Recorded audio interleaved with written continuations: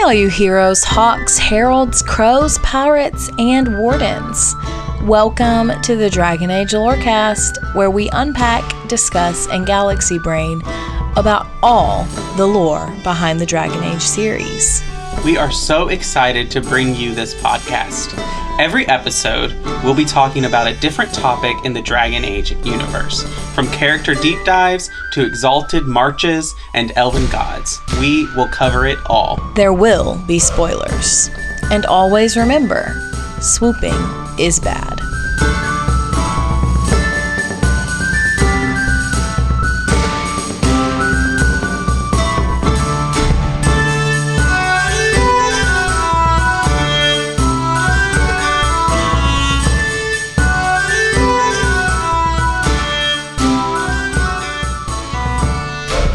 Hello and welcome to the Dragon Age Lorecast, where we talk about all things Dragon Age and its lore. I am one of your hosts, Austin, also known as Teacup.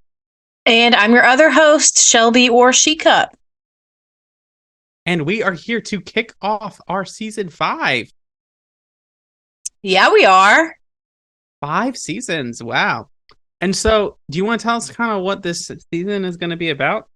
Yeah, so this, I think, is going to be a really long season. We haven't really done a super long season since season 2. I don't feel like the Magic season was that long. Maybe it was. I don't know. Anyway, this one's going to be super long. It's going to be super lore heavy. We are covering like historical events, major things that happened in the world of Thedas, major groups in the world of Thedas that we maybe didn't hit in our factions episode. So, like, for example, some of the things we're going to be talking about, we're going to be talking about different wars. We're going to be talking about the exalted marches. We're going to be talking about some characters that have major impacts on the world states that you may exist in. So today we're kicking off this historical event series with a discussion on the Avvar. I know that may not necessarily be a historical event per se, but they are a very important people group in Thedas. We didn't talk about them in our first or second season, but there is so much lore surrounding the Avvar, and there is so much potential for them in other games or spin-off content or books, all kinds of stuff. And there's so many hidden codex entries about them. They're just very interesting and all of that. So we're going to be talking about the Avvar today. That's exciting.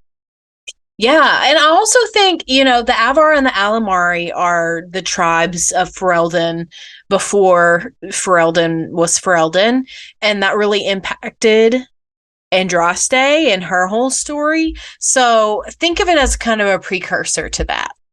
Well, you ready to get started? Let's dive right in. So as usual, I'm going to start off with some fun facts today. So my first one, and this is something that I am very sad about, that this didn't get included. But originally in Dragon Age Origins, one of the origin options was going to be a human Avvar. Oh, that would have been fun. I know, it would be so cool. I am so sad we didn't get that. And we don't really see them in full force until DAI. Yeah, we get a lot of codex entries about them in Origins, connected to Andraste, connected to the wilds, that kind of stuff. And I'm not sure if they're mentioned in Dragon Age 2 or not. I'm sure they are. I don't remember exactly. And then of course we get the huge DLC in Dragon Age Inquisition, which is where we do get a lot of the information. But so in Dragon Age, there is an Avvar named Balak, Balak. And in Mass Effect, there is a Batarian with the same name.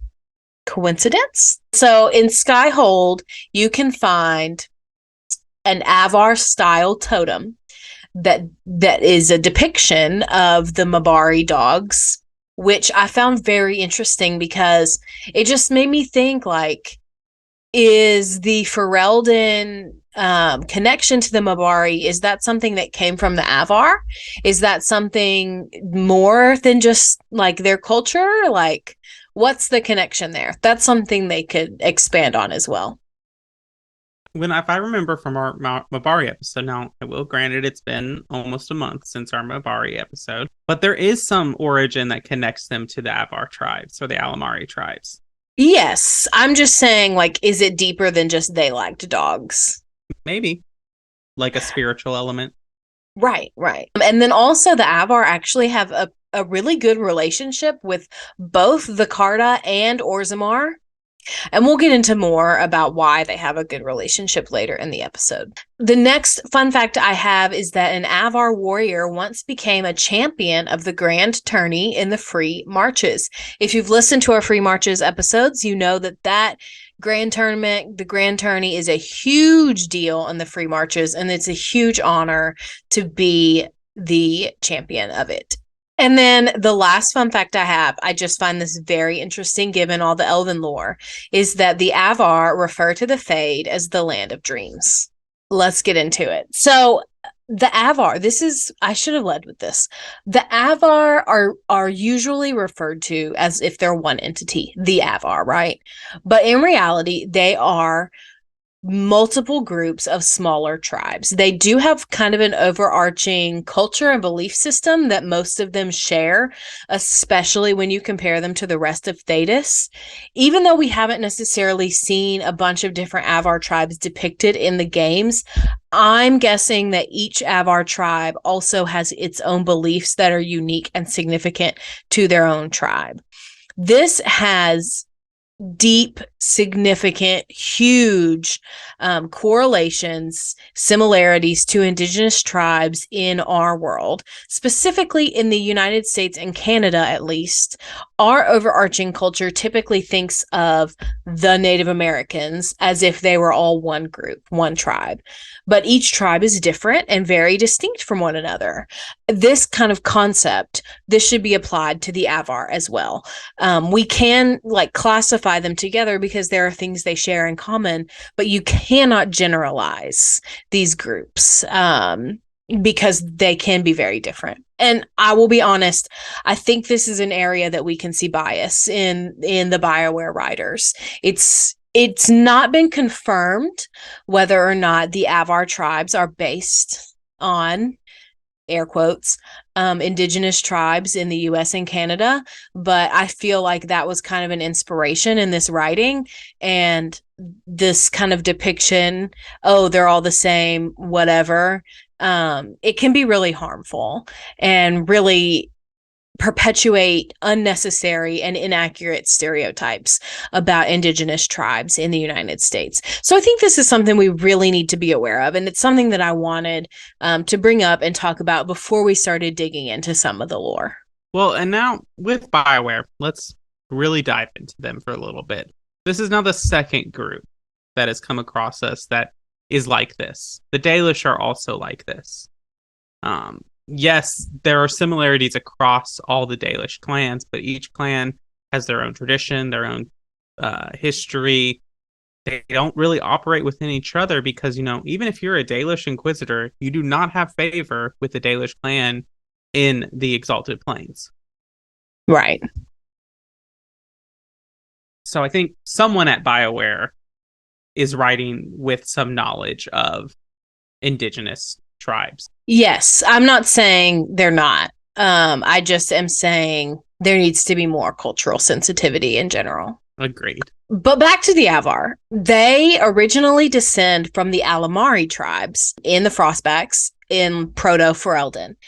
As a reminder, Andraste was a member of an Alamarri tribe. So the Alamarri, to be specific and clear, they were a very loose coalition of three main human tribes: the Clane, the Chastened, and of course the Avvar.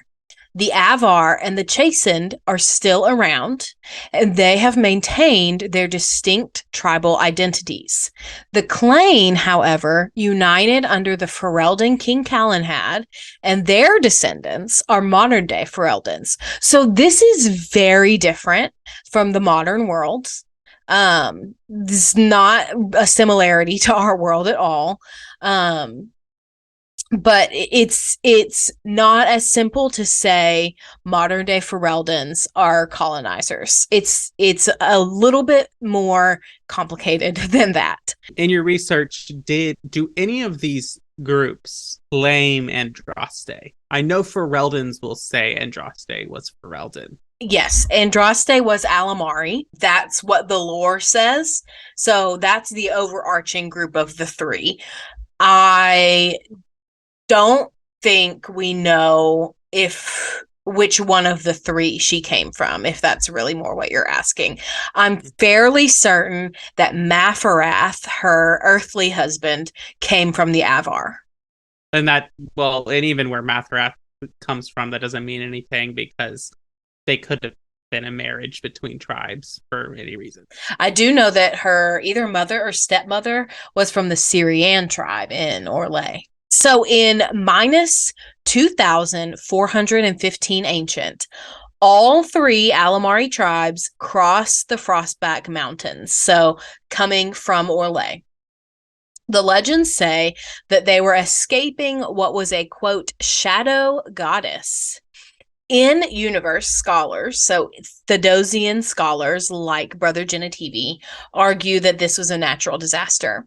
But Solus says that the shadow goddess was/is a lonely spirit who now walks the fade along the southern tundra, weeping and forgotten.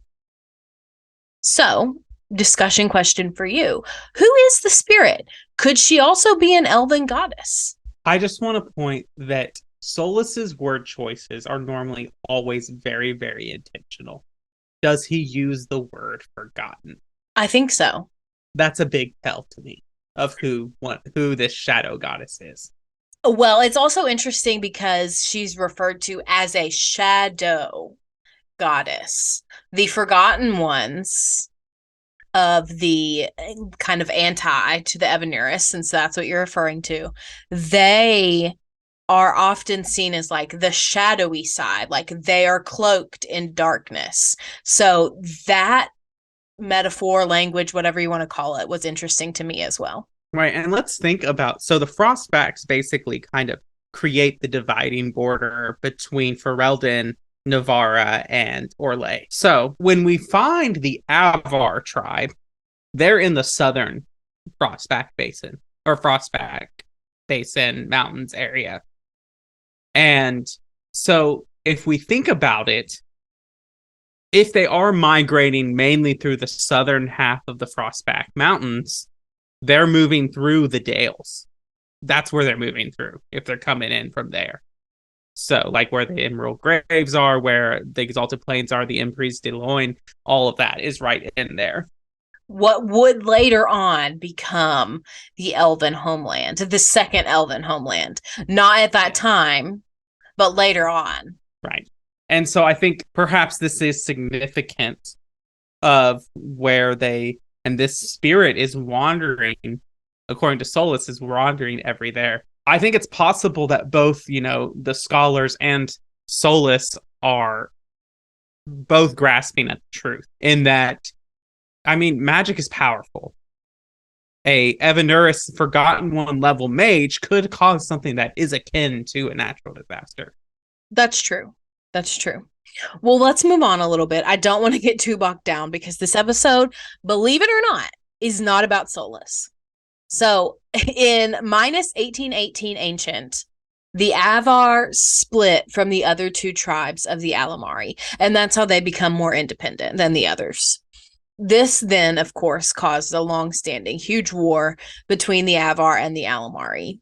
As the first blight ravaged Thedas, the Avvar and the Alamarri, however, were not really participating. They were caught up in a civil war between Avvar chieftain Morriganon and a descendant of Tyrda Brightaxe and Alamarri chieftain Luthius Dwarfson. So they are having a whole little civil war while the world is ending. First blight, big bad, causes lots of damage, whatever. Uh I am obsessed with this Avvar chieftain's name. Morriganon, because it's Morrigan, Yes. but like with a couple extra letters. And an elven script, like an elven naming convention. Yes. Yeah.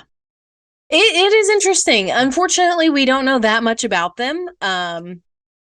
We'll get in a little bit later to them, just a little bit, but You know, yeah. our lives would be a lot easier, both in real life and in game life, if like ancient cultures could develop writing faster. Yeah, that's fair. That is very fair. But we can't. So, oh well. Yeah. So those are some like general basic overview of how the Avvar tribe got to like be a thing. We'll get into more of their beliefs and stuff later. So let's get into their culture a little bit. The first thing to know about Avvar culture is that they're very utilitarian. Now, I think this makes sense because of their location. They do not have the luxury of having a fertile place to grow crops, of having like a lush place to nurture cattle and domesticate animals. Like that's not an option for them. They, very similar to the dwarves, are limited in how they can feed themselves, what they can do to survive, basically. So they're very utilitarian. They're very concerned with survival. They almost have a do everything you can to survive attitude. So that's the first thing to know about their culture. The second thing to know about their culture is that your name is very important. And not just like your family name, but also the things that you do to earn your name are important. So I wanted to get into legend marks for a little bit. Now, this is a special term. I'll explain it. But a legend mark is basically a name that replaces your surname or your last name or your family name. It's given to you by the rest of the hold when you perform some kind of significant deed that gives you a level of fame. Usually it's a title of honor, but it can also show your negative traits too. So we're going to go through several. You can kind of think of this similar to paragons in dwarven society, but just remember it's not a one-to-one comparison, and this can be negative as well as positive. So the first one to learn about is about Svarah Sun-Hair, who is the leader of the hold in the DLC in Inquisition. So she is the Thane of Stonebear Hold. And the way that she got her legend mark of Sun-Hair was that her hair was lit on fire during a battle, and she continued fighting. Pretty badass. The next one is Tyrda Brightaxe. She is really considered to be the founder of the Avvar.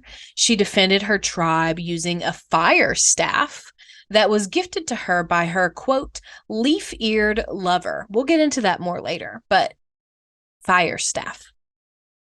Thelm Gold-Handed was an adversary of Tyrda, and he wanted to travel across the waking sea, and his goal in life was to assault the Golden City in order to steal all of the riches of the Fade.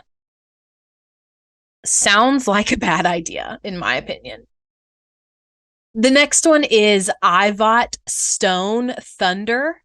He deterred lowlanders from attacking his hold by rolling a boulder off the edge of a cliff and killed half of the enemies assaulting them.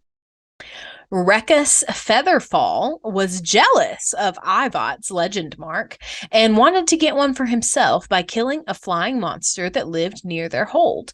He did manage to grab the monster, but the beast took off with Rekus on its back. Eventually, he plummeted down to the ground with torn feathers floating all around him. So this is a negative legend mark. Like I said, they're not all good things. The next one is Avvar Snow Favored. He is the founder of Stone Bear Hold, and he actually led his people out of a snowstorm by following the sight of a great bear that turned out to be made of stone. And this is, the Avvar interpreted this as a sign of their god's favor, and of course, this is what their hold is named after. The next one is Sindri Skybreaker. He climbed the summit of Mountain Belenos, where Korth's, one of their gods, throne used to stand. Korth gave him lots of gifts, of course, which prompted other adventurers to then scale the mountain. And then eventually Korth asked the Lady of the Skies, who is another of their gods, to make the peak inaccessible to mortals. So that's how he got his legend mark.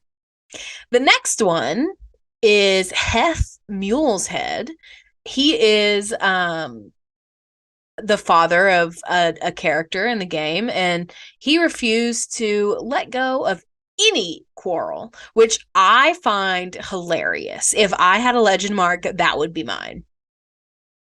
The next one is Golda Gildensong. She was a skald of Stone Bear Hold, and she created a new tale that was so well liked by her tribesmen and spirits that they named her after the song she wrote, Gildensong. And then the last one that I want to mention is about the Inquisitor. And the Inquisitor is titled Inquisitor First Thaw if they gain the recognition of Stone Bear Hold, defeat Jaws of Hakken, and release Hakken in the form of the ice dragon that he was trapped in. They then receive the title First Thaw from the people of Stone Bear Hold in recognition of the Inquisitor's deeds. So that's a little bit about culture in the Avvar world. That's not everything about their culture. We're going to get into some of their more spiritual beliefs on magic and stuff. But these were a couple things that didn't really fit into my other categories. So I wanted to talk about them before we get into some of their belief systems. Do you have any thoughts so far? I really think that, like, as at least a Western culture, like Western world, Western hemisphere, we've kind of lost this idea of, like, your deeds kind of defining who you are. Like, we're given a name at birth, and that's what, unless we go through the efforts to change it, we're kind of live with that. But, like, this is a very appealing idea that, like, you know, you do something. Okay, you have, you know, let's take Assassin's Creed, like Cassandra Eaglebearer. Like, her name comes from the fact that she literally has a bond with an eagle. And, like, it is something that, like, you do that other people know you by. Avor Wolfkiss, these other things like that. And I just think that we kind of lost that a little bit in Western culture. And I think that it kind of, I feel like it takes away sometimes our ability to, like, define ourselves and change ourselves in that way. Yeah, I don't disagree with that at all. It also, you know, there's something to be said for your character. And I mean, all of these very much like describe their character, right? But let's get into some of their beliefs for a little bit, because they have some beliefs that are very, very different from the rest of Thedas. Now, we can talk about, and we have talked about ad nauseum, I feel, about the differences in beliefs between Tevinter and the rest of Thedas, right? Like, they see magic very differently. But the Avvar see magic and pretty much everything even more differently than Tevinter and the rest of Thedas. So this is going to be a huge topic. Now, and we'll also get into their gods, but we'll do that after the break. So first, we'll talk about magic.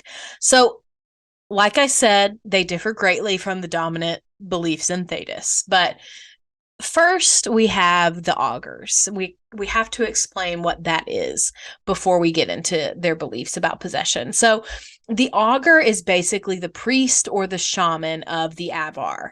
They are all mages, but not all mages are augurs. So, you can meet multiple augurs in the game Dragon Age Inquisition. You can meet one in the Fallow I can't remember his name right now, but he is like just outside that fort that you conquer. He's one. You can meet him there. And then there's another one that you can meet in the Frostback Basin DLC, and he sends you to like retrieve his apprentice. So they are basically chosen from the group of mages of that Avvar hold. They're chosen by consensus. So kind of like if you have the best reputation, like you're known for being spiritual, like you would be voted to become an augur. So, what do they do, right? That's the big question. Well, they commune with the gods and they seek advice from the gods. And then they share that with the Thane. That, in and of itself, is not miraculous. It's not that different. However, the thing that's different is that their gods are spirits. So that's why the augur always has to be a mage, because they're communicating with and talking to spirits. And they have rituals that they lead throughout this. But that's the thing that makes this different, is that their gods are spirits. And there's possession involved in that. There's multiple things that go along with that, which we'll get into later. But you do get to see most of that process in one of the quests in the Frostback Basin, which you can go play that yourself. But the last thing I want to talk about is with the augurs is that only one mage is chosen. So once you've picked one, that's them until I guess they could retire or give it up or whatever, but usually until they die. So that's the role of the augur. It's a very valued role, very important role, very prestigious to be voted to be the augur. Now, the second part of magic that we need to talk about is possession. So the augurs allow their apprentices to be possessed by a summoned spirit, and the spirit then teaches that mage how to control their magic with patience and kindness. When the teachings are done, the mage must then release the spirit through a ritual that involves burning an offering and casting a very taxing spell that usually requires a vial of lyrium to replenish your strength. So that means that weak mages who are unable to control their magic remain possessed indefinitely. And basically what happens is that the Avvar spirit gods watch them both, so like neither soul becomes corrupted, they just exist in this state of limbo. Now, if the person, the mage, the abomination, whatever you want to call them, does become corrupted, or if the mage is at risk of harming the hold, then they are killed in their sleep. But it's kind of, to me, the opposite of a harrowing. Like in the harrowing, in the circle, you go through this to prove you can resist temptation, that you can't be possessed by a spirit or a demon, and then you become a full mage. Well, in this, it's like, okay, we're going to make you possessed, and then you have to get out of it to prove that you're a full mage. It's such an interesting opposite or foil to the harrowing, and I just find that very, very interesting. What are your thoughts on magic so far? We've said this before when we mentioned this briefly in our magic episode overview kind of thing, but I stand by it. The Avvar are the best place to be a mage. If I had to choose to be a mage in Thedas, I would want to be an Avvar mage. I think I have to agree. You have a lot of notoriety. You are not like tortured or jailed or looked down upon. You are treated with patience and kindness. I mean, yes, 100% agree.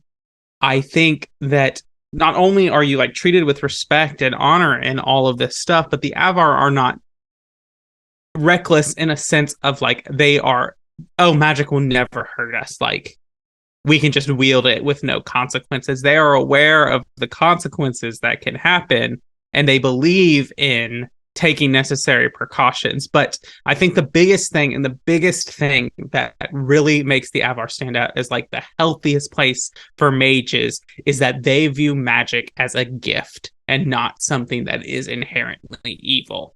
And the Chantry's teachings really create magic into a taboo.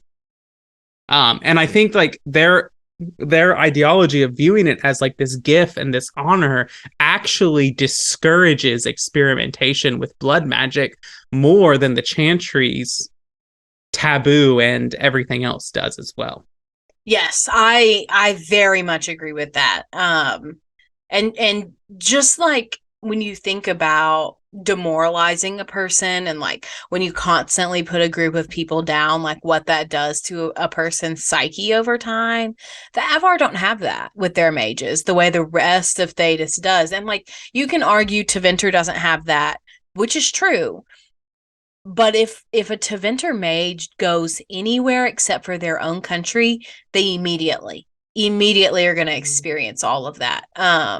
So yeah, absolutely. And also, we could argue that because Andraste is Alamarri, this kind of idea is probably closer to what she meant of magic is never meant to rule over, but to serve man. Because in this way, magic does serve the tribe. It serves to advise their leaders. It serves to serve the betterment of the tribe. It's why Andraste would have such a visceral reaction to Tevinter and everything that they're doing, because they're taking something that she probably grew up viewing as this great honor and this gift and wielding it for their own selfish gain. Yeah, that's probably true too. Let's take our mid-break here, and then we'll get back into beliefs after. Yeah, let's do it. Hawk stepped in the poopy. I love you. Want a sandwich? All this for me. And I didn't get Alexius anything. Send him a fruit basket. Everyone loves those. So welcome to the middle of the show where we talk about all things that have to do with the podcast, but don't have to do with the lore of Dragon Age. And so it's here that I thank our patrons. Thank you to all of our patrons who support us. Special thank yous to our first few patrons, which were Lisa M, Genesis, and Derek B. Also, a special thank you to our newest patron who signed up at the Thedosian tier, Bird, who signed up. Thank you so much for your support. A special shout out thank you to Divine tier patron Kit. And then a very, very special thank you to our Nug King, the one and only Lewis H. All bow down to the Nug King.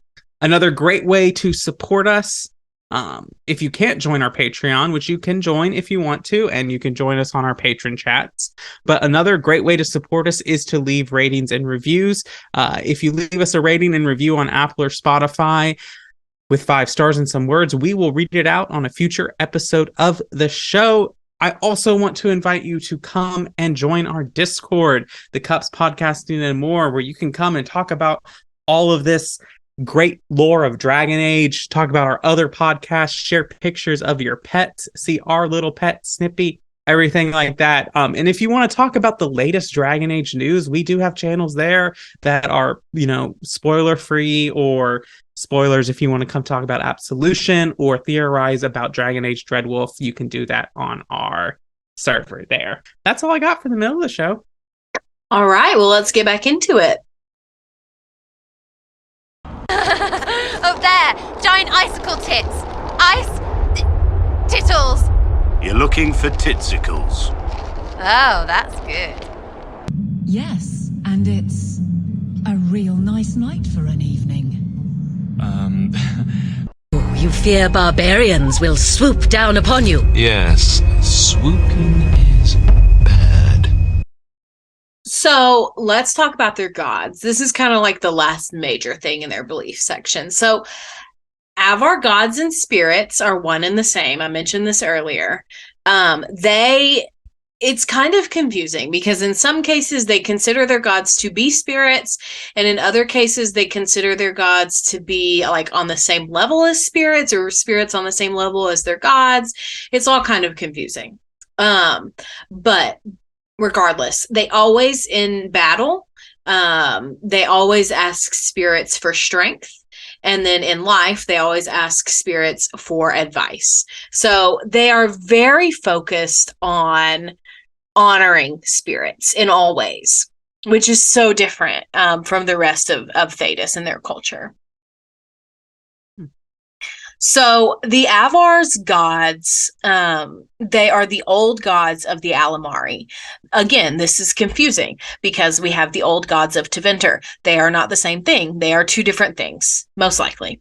99% confirmed they're different. There's always a 1% in Dragon Age, but the three most worshipped of these old gods of the Alamarri are Korth, Hakken, and the Lady of the Skies. Now, I will go into each and every single one of these that we know of, but I just want to give a little bit more background first. So, the Avvar and their religious beliefs are inherently linked. They believe that their gods live in all things. Things like wind from an unexpected direction, an animal surprising you during a hunt, an unexpected visitor, and more can all be messages from the gods. They also believe that their gods are active deities, protecting them, keeping them in a strong culture, protecting them, all of those kinds of things. They are active in their lives. This is not the same as like the deist clockmaker god who just sets the world up, pieces out, and leaves. This is a god that takes an active role in your life.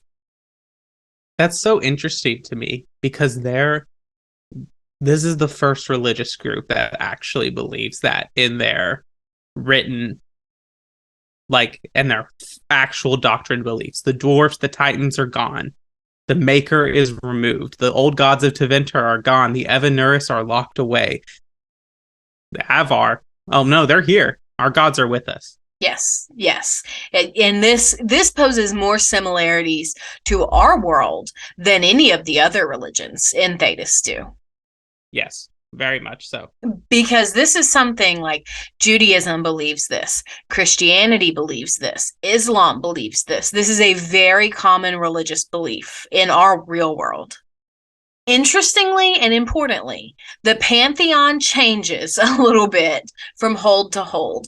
Now, I think that the holds would recognize all of them, but it just changes based on like who is the most important, who is worshipped the most, kind of thing. This is similar to how some Dalish clans place certain members of the Evanuris higher than the other clans, and so on. However, they all Avvar tribes clans hold Korth, Hakken, and the Lady of the Skies in highest esteem. Those three are always at the top. So let's go through them.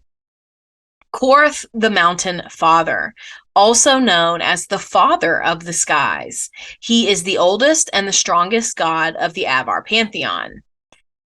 They believe that everything within the mountains stems from and comes from Korth himself, and that it is only through Korth's goodwill that they receive what they need to survive. The next one is Hakken, Winter's Breath.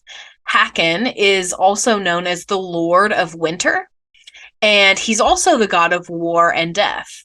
So Avvar warriors train in the martial arts in order to be found worthy by Hakken and of Hakken. And then in turn, Hakken was said that he would grant such warriors who earned his favor with a natural intuition or a second wind during the battles. The Avvar also believe that Hakken fell silent centuries ago for an unknown reason. As we know from the Frostback Basin DLC, there are also multiple cults that worship Hakken above all else. And we also know from the DLC the reason Hakken went silent centuries ago is because the jaws of Hackenites, they locked Hacken away, the spirit, in a dragon, and so he fell silent for centuries. And now he's back, so he probably won't be silent anymore. Do you think he's happy that he's free from the dragon? I would imagine so. Okay. I mean, like, I don't know if he's happy to be free of the dragon, but I would assume he's happy to be free of the prison he was in. I guess that's true. So the next one is the Lady of the Skies. She is the god of the afterlife.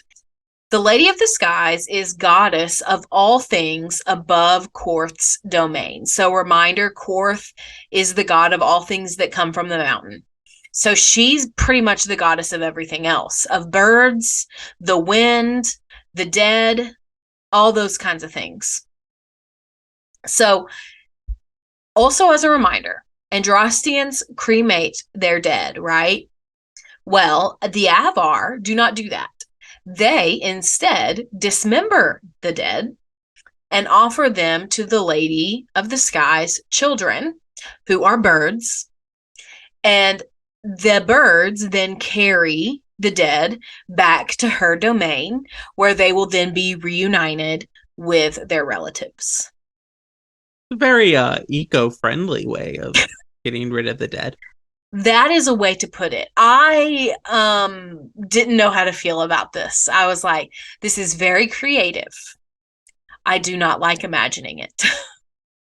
It very much reminds me, it is not a one-for-one comparison. It reminds me of the Zoroastrian, like, so for everyone who doesn't know, Zoroastrians, they believe that, like, you cannot pollute the earth with a dead body. So, like, you can't bury them at sea, you can't pollute the air, you can't pollute the earth, you can't pollute fire, because these are sacred forces. So what they do, and this is what they believe, they build these large towers where they put dead bodies up on the top, and the flesh is eaten away by birds, and then they store the bones within the tower. It's a very unique way of disposing the body and everything, but it reminds me of that. Yeah, especially with the connection to birds. Side note, do you know who else was Zoroastrian? Oh, who? Very famous singer. Very famous. Oh, Freddie Mercury. Yes, yeah, absolutely. Yeah. Okay. Anyway, let's get back to the Avvar and not Queen. Mm-hmm. So those three are the ones we know the most about. There are so many codex entries on them. If you want more information, you can go read those codex entries yourself. Now, the rest of them are less significant gods.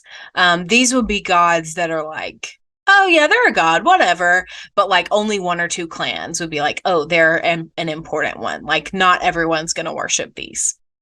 So the next one is Bjorn Reedbeard. He is a god that is said to bless fishermen. So clans that are located near places that you can fish, and if that's their primary like way to survive and provide for themselves, would probably worship him more.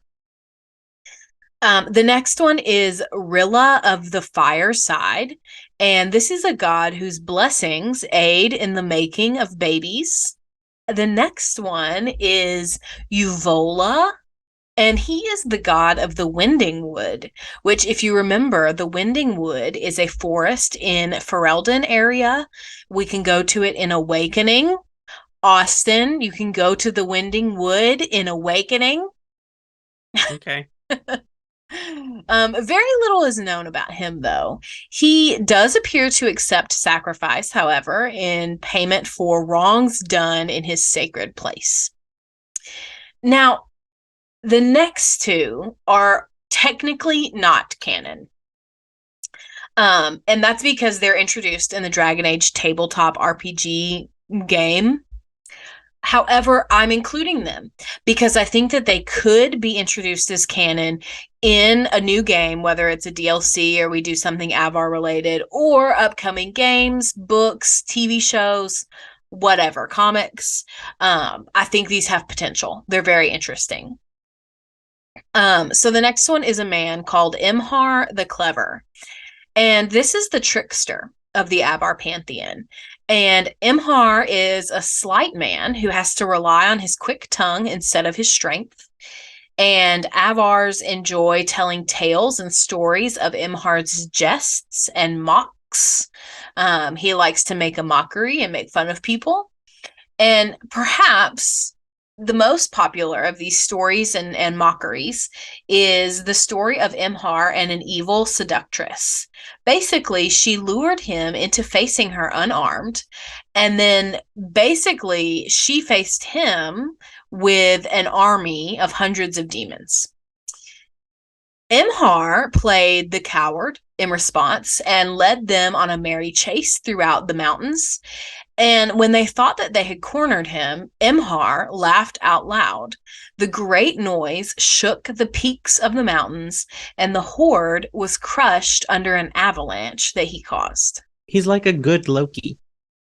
It just was very interesting, this evil seductress in the southern part of Thedas, in the forests and mountain area. Very interesting, right? Mm-hmm. And then the next one, reminder, this one's also not canon, is Sigfost. This is the great bear that sleeps at the foot of Korth's throne. He is so large that Korth once confused him with a small mountain. He is also the guardian of wisdom. Avvars can challenge him to gain knowledge, but it's very risky. This is another thing. Avvar hold all bears to be sacred. They only hunt them when totally necessary, and it's done with great sadness.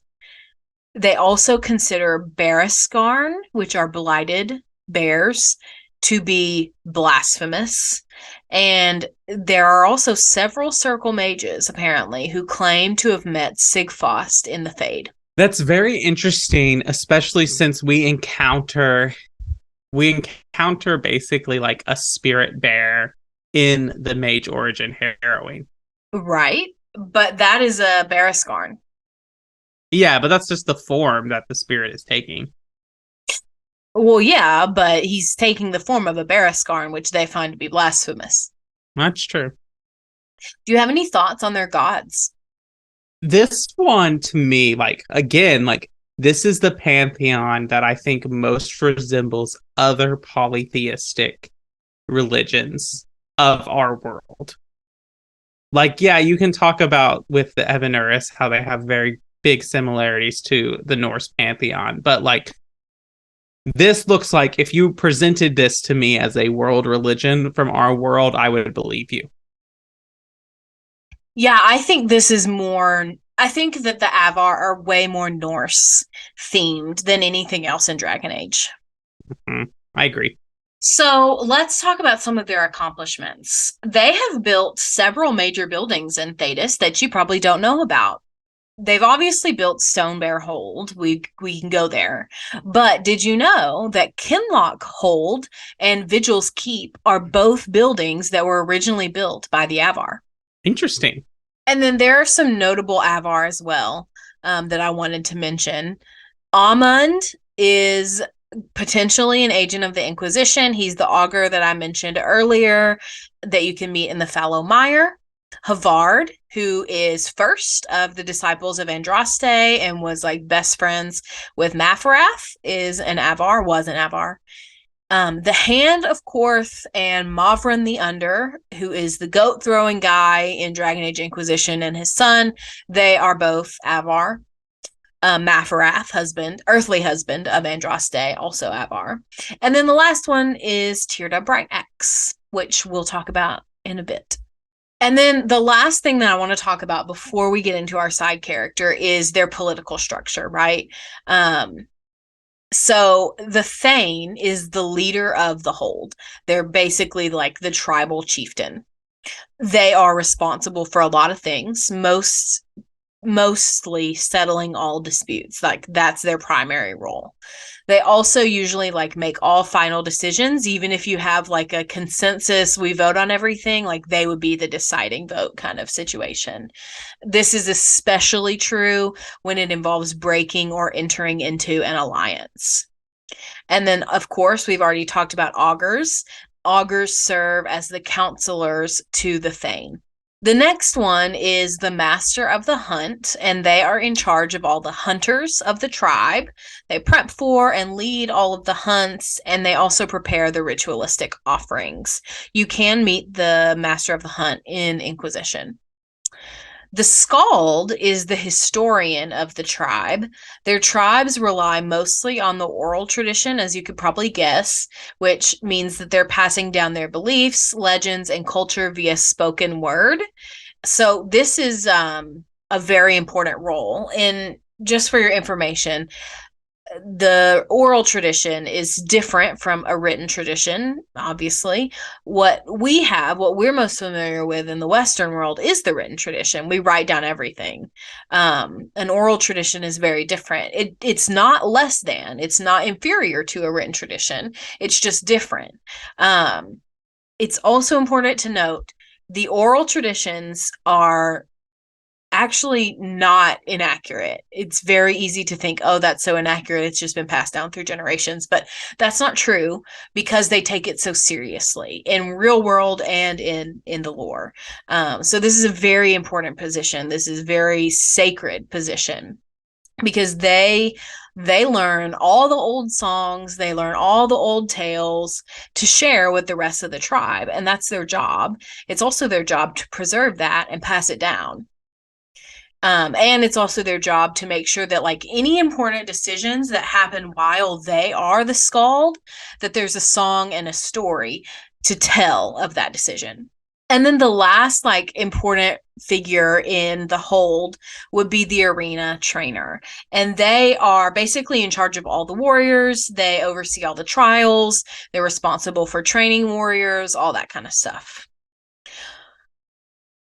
So those are most of, at least as far as we know, the political structure of the Avvar. I know this was a lot of information. There is so much about the Avvar. We probably could have split this into 2 episodes, but they're so interesting, and I really genuinely want so much more information about them because there's so much that they could do, and I'm really interested to see where it goes. And if you want more information or more to like experience it, I highly recommend the Jaws of Hackton DLC and Inquisition. And specifically, go to Stonebear Hold, do some of the side quests.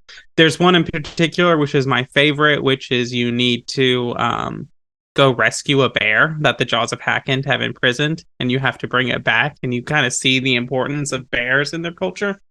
And that's a really great one. I like the Avvar. I like the Alamarri. They're probably, like I said, I think they're one of the best groups. If I was to choose to be born into a group in Thedas, it would be the Avvar. Yeah, they're a good choice. They're very interesting. So before we finish up for the day, let's get into our side character. Now, this side character is so important lore-wise, and I really want a novel or something written about her. We're talking about Tyrda Brightaxe, as you can imagine. I hinted at that earlier. Now, she is I cannot overstate how important she is to Avvar lore. So she was a legendary chieftain and warrior of the Alamarri and Avvar. She is historically credited with the founding of the Avvar, actually. She has an infinite amount of statues, codex entries, and general information about her life that can be found and picked up in the hinterlands in Inquisition. So let's get into her life, right? She was considered to be a very wise, generous, diplomatic leader.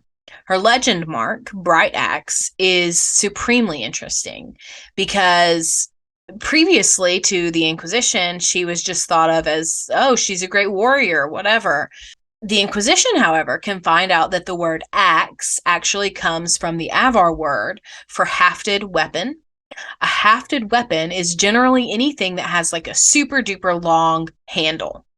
So combine a super duper long handled weapon with the word bright, and we can assume or infer that the bright long handled weapon was actually a staff, which means that Tyrda was actually a mage.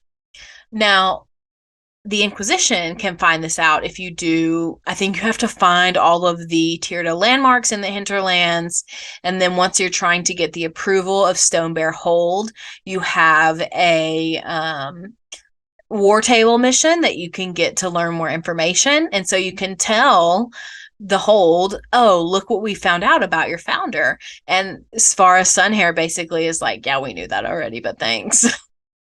LOL. Which is so funny to me. Like, the rest of Thedas is like, no, she couldn't have been a mage. And all the Avvar are like, yeah, she was a mage. So what? Again, they're the best. Yes. So in minus 1815 ancient, Tyrda and her tribe were living near present-day Lake Calenhad. Now, again, this is near the hinterlands. You can find all of these locations very close to this area. She was renowned for her beauty, was like the most beautiful woman ever. And of course, she had tons of suitors, and she rejected them all, which I'm obsessed with. One of her suitors was a man named Thelm Gold-Handed, who was also a chieftain of a rival tribe. But her real love was said to be the Lady of the Skies. Yes, the god and spirit. The Lady of the Skies also had a form, a corporeal form, not just a spirit form. And this form was in the form of an elf. How interesting. I just want to pause here and okay, we have Tyrda Brightaxe. We have Andraste. Both have earthly suitors. We both have this weird, godly marriage, love relationship, whatever. But not only that, we have yet another god in the form of an elf.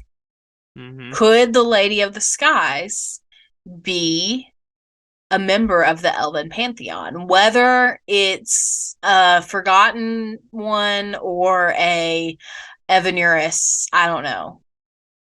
Is it possible? I think it's possible. Is it probable? Yeah. I don't know. I don't know if it's probable, but I think it's definitely possible. Right. I think that the Avvar to that statement would say, no, because our gods are spirits, they can take whatever form they choose. Right, but Solus also argues, well, I mean, yeah, anyway, I don't want to get too off topic. Right. Let's get back to So yeah, back to Tyrda. So over time, Mr. Thelm, wannabe lover of Tyrda, he grew super rich, and his tribe grew much larger because, of course, he is the one that I mentioned earlier about wanting to broach the Golden City and steal all of their treasure. That's how he got his golden-handed name. So he was growing wealthier because he'd been tempted by demons, of course, who gave him this idea to attack the Golden City. And they basically presented the Fade to him as a city of luxury just waiting to be conquered, which the fact that he believed that is so stupid, but whatever. Meanwhile, Tyrda's tribe was falling on hard times. So you can imagine this is a precarious situation she finds herself in, where she is in need of a lot of things, and Thelm is right there to give it to her. So, of course, at this time, he then approaches Tyrda with gifts of gold and silver in exchange for all of their warriors. Tyrda and her lover, of course, saw right through this, and she refused his offer, which is takes some bravery for sure. Thelm, of course, responded with war and violence, which then leads to a huge battle between Thelm and Tyrda. Tyrda ends up vanquishing Thelm. Thank God. He was annoying me this whole time. But after this occurred, Tyrda decided to move her tribe out of the comfort of the Fereldan lowlands and into the Frostback mountain region. This is why they see her as the founder of the Avvar, because of this action, because she's the one that takes them into the mountains. Of course she would. She's trying to get away from this man who's been harassing her for so long. So the mountains, of course, are much less fertile than the Fereldan Valley. They are windy. They have very little shelter, very few resources. They thankfully found a cave to settle in, but quickly learned that that cave was the home of a dragon. So they're screwed, right? Well, actually, a bolt of lightning is said to have struck the home of the dragon, the cave, and it caused a cave in that killed the dragon. This, the Avvar attribute to the Lady of the Skies looking after her lover. So eventually the tribe goes way further into the cave and they come into contact with none other than the dwarves. Tyrda establishes an alliance with the dwarves instead of fighting them. So she strikes a bargain with Prince Hindir of Orzammar.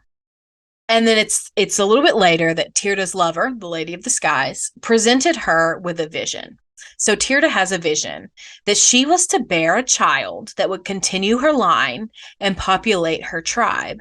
And one day, there would be a descendant of her bloodline by the name of Morriganon who would lead their people. This did happen, and we discussed Morriganon earlier. Tyrda had her child with none other than Prince Hindir. So this is a dwarf-human romance. Dwarf romance win, please? Obligatory at this point. Are you going to be really disappointed in Dreadwolf if there's not a dwarf romance? I will be. I very much will be. Yes. Very much. But are you going to do it your first playthrough? It depends on who speaks to me the most. That's true. You know how it is. But the thing about this is so interesting to me because we have a human who has a spirit lover who presents as an elf, who encourages her to have a child with a dwarf. So we've got a love triangle with 3 of the 4 races of Thedas, right? Mm-hmm. It's just really significant to me. And it's also significant to me that Tyrda's lover is presented as an elf when they have a body. And her descendant is named Morriganon, which is stylized in the Elven language. And there's just so many connections here that make my mind tingle. Definitely. But continuing on Tyrda's story, she continued to lead her tribe, and because of her relationship with Prince Hindir, they were able to establish like a lot of dwarven trade, and so that allowed them to grow stronger as a tribe and like populate the mountains as we know them today. So that's why they have good relationships with the dwarves. It's not because of their location as I first thought. It's because of Tyrda having a relationship with him, and well, now it's just kind of history. So before we finish up, I did want to read a stanza of a saga from the Codex, of course. And this is the saga of Tyrda Brightaxe, Avvar Mother. This is the 8th stanza. It says this: Tyrda Brightaxe, Avvar chieftain, strong her tribe with dwarven trade. Battles brought to men and demons, won with wisdom, fire, and blade. Then Tyrda looked to Hindir, dwarf prince friend, children giver. Took her freedom, Hindir glad, wished her what he could not give her. Chose her child to stand as chieftain, after all last wrongs were righted. Gifted goods of worldly want, left her tribe no more benighted. Skyward one last trek she made, to her lover, dream delivered, raven feathered, reunited. Hearts both whole, now neither aching. Interesting. There are lots of things that stick out to me in that poem. Mm-hmm. 2 things. To her lover, dream delivered. That's interesting. And then the next part just after that, raven feathered. Who else do we know who has raven feathers on their clothing? Morrigan. Oh, yeah. Very interesting. So you think it was Mythal, wasn't it? Is that what I don't you're know. No, postulating? I'm not arguing that. I just think the coincidences are things to point out. I am not arguing that it's anything specific, but I think that the writers use these kind of coincidence, like they write in coincidences to come back and use them later. So I like to point them out so that we can recognize them and say, this is a place where they may expand upon this. And then in a year or two, we can come back to this episode and be like, hey, look, we were right. Or, hey, look, we were wrong. More likely it's the second option. But I just think it's important to point that out. One thing that sticks out to me is that, like, knowing the Avvar history and structure and their view on magic, when you read this, of course she was a mage. Yeah. Like, absolutely. Wisdom, fire, and blade. Like, the only thing in an Avvar society that would wield all three of those things together would be a mage. A mage thane, Right. specifically. Yeah, absolutely. Absolutely. So that's about all I have about Tirda. We've already talked about how she's involved in Inquisition. She's got war table missions, locations, all those fun things that you can find. She's a great story. I love her so much. So what thoughts do you have in wrapping up about the Avvar, anything we've talked about Tirda, etc.? Last thing, I just really enjoyed this episode, and it was a breath of fresh air of different types of culture when talking about Thedas, and I'm glad that we started with them, just because they are kind of a backbone of Fereldan, which, you know, we've kind of talked about. That's really our favorite country in Thedas is Fereldan, and I just really enjoyed learning about them and learning about their different beliefs, and that, you know, that there is this kind of middle ground that it can exist between the Chantry and Tevinter when it comes to viewing of magic, and it doesn't have to be the Dalish view either. Mm-hmm.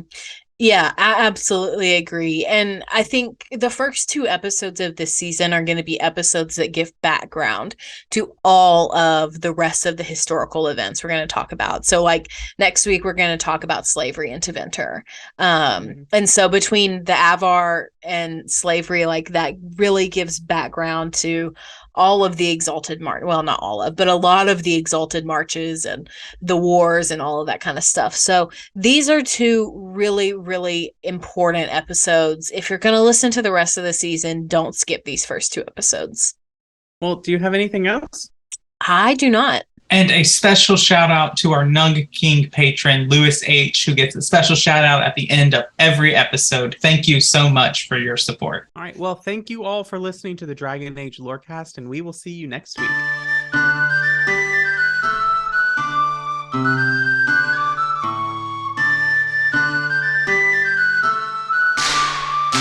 Thanks for listening to the Dragon Age Lorecast. You can find us on Twitter at DA Lorecast.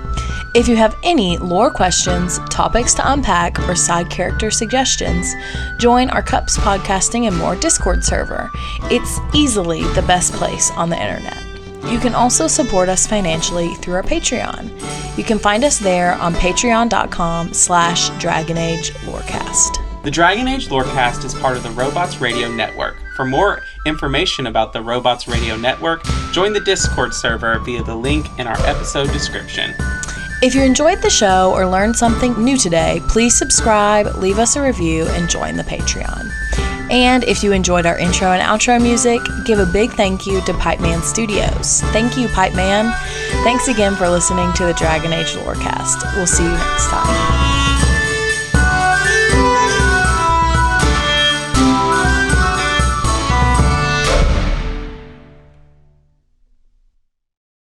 How well do you know your video game lovers? Have you ever wondered how your video game bays stack up against all the other delectable digital dates? I'm Genesis, the girl whose motto in life is love, laugh, tequila. And on Two Girls, One Ship, we analyze, rate, and review all that the world of video game romances has to offer. And I'm Vervada, the hopeless romantic cat lady and lifelong gamer. But you should know that our podcast centers on character and romance analysis and doesn't shy away from exploring the fun of physical connection. Or from the deep emotional connections built between two characters, using specific in-game dialogue and the overall narrative journey. So join the 2 Girls 1 Ship shipsters, and remember, beauty is in the eye of the controller.